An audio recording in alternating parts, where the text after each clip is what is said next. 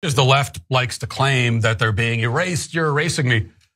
Lesbians actually are, the category of lesbian is, in fact, in reality, being erased. And if you follow the demographic trends, in another 30, 40 years, they just won't exist anymore. Okay, so that is Matt Walsh, a right-winger who, if it's not clear from that, maybe you're not familiar with him. I think it's clearly clear from that message. Is a creepy little weirdo. That's all he is. He is doing a weird Ben Shapiro impersonation, and I can take one look at his face and know that it must burn him up that he is never going to have the audience of Ben Shapiro. But he has to do what right-wingers do, which is get all worked up constantly about the LGBTQ community through a combination of the religious dogma that they don't question. Matt Walsh definitely is a part of that group, and also because their donors want the distraction. And so here it is, Sabrina, lesbians are being erased. The left is causing us to look forward to a future where there won't be lesbians anymore. Now that seems crazy, spoiler alert, it is, but here is what his actual theory is. Let's take a look. And you look at the younger generations, Gen Z and millennials, while LGBT identification has skyrocketed and trans identification has skyrocketed, lesbian identification has fallen off of a cliff. And why is that? Well, it's because every girl, every woman who in the past would have identified themselves as a lesbian, now they're being told that, oh, no, you're actually a man.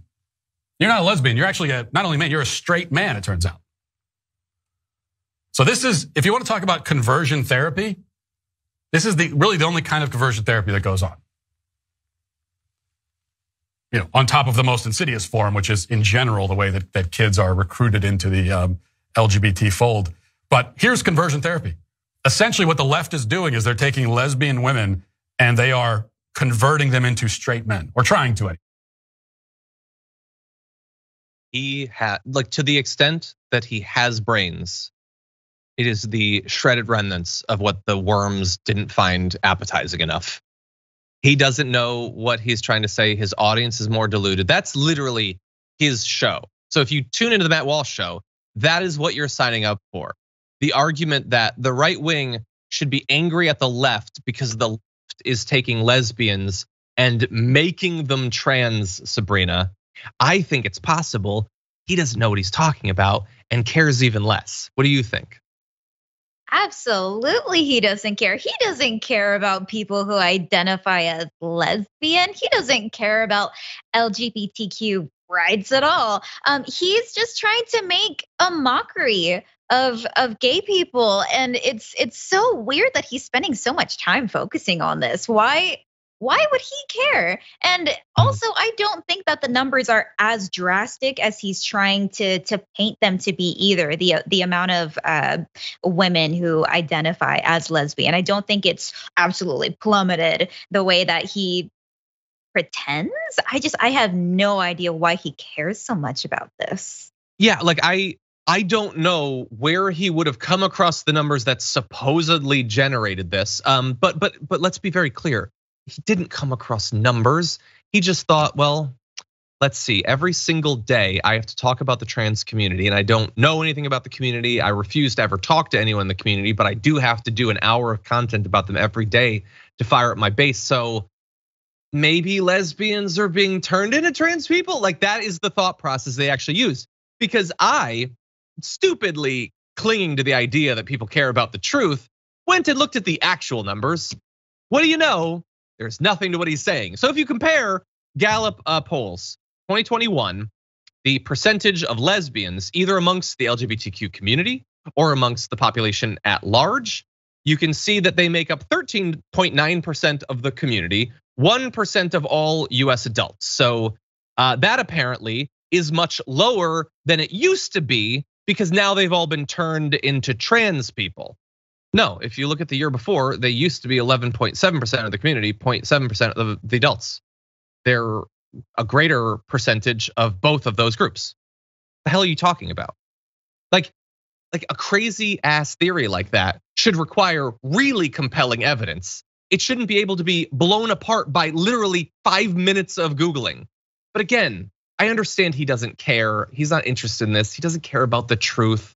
It's just a combination of distraction and religious dogma. That's all it is. But these are people's actual identities, people's lives who are being affected by this. And this does have an insidious goal.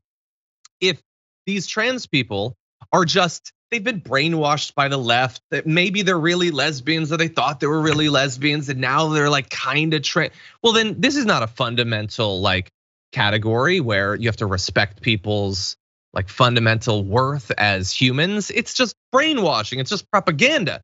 You can attack those people through legislation or maybe physically. They're just deluded drones of the left. If you acknowledge that, no, these are actual identities, they're real people, this is their life, then it's a little bit harder to demonize them. And so is this, is this completely disconnected from the facts? Yes. Does he not have any idea what he's talking about? Yes.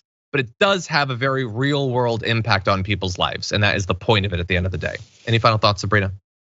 No, absolutely. It's unfortunate that he doesn't care about citing actual resources to even back up these ridiculous claims, because they are ridiculous and they are false. Because his audience, who I imagine is largely transphobic, will cite that video as an excuse to go harass trans people or LGBTQ people online. Like, he will be cited, and he is just continuing this awful cycle of harassment that these people face.